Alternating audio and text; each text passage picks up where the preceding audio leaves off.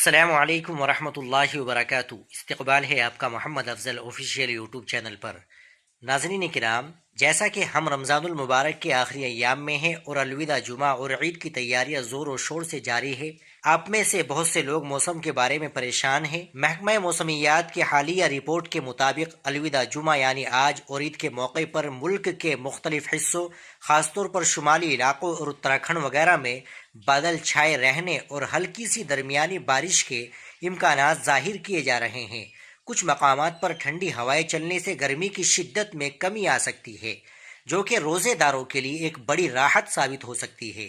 لیکن دوستو، یاد رکھیے کہ یہ تمام معلومات صرف سائنسی اندازے اور پیشین گوئیاں ہے۔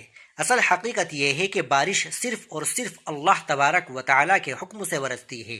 سائنس صرف بادلوں کی حرکت بتاتی ہے، لیکن ان بادلوں کو کب، کہاں اور کتنا برسنا ہے، اس کا فیصلہ صرف رب کائنات فرماتے ہیں۔ قرآن پاک میں اللہ تعالیٰ فرماتا ہے کہ وہی ہے جو بارش برساتا ہے اور مردہ زمین کو زندگی عطا کرتا ہے۔ اگر عید یا الوداع جمعے پر بارش ہوتی ہے تو ہمیں اسے اللہ کی خاص رحمت سمجھنا چاہیے، کیونکہ اللہ کے نزدیک کوئی بھی کام بغیر حکمت کے نہیں ہوتا۔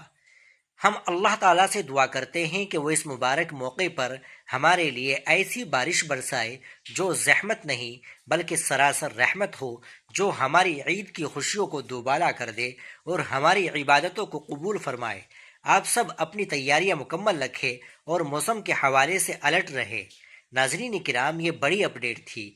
آپ اس اپڈیٹ کے تعلق سے، اس خبر کے تعلق سے کیا کہنا چاہیں گے کمنٹ باکس میں ضرور بتائیں۔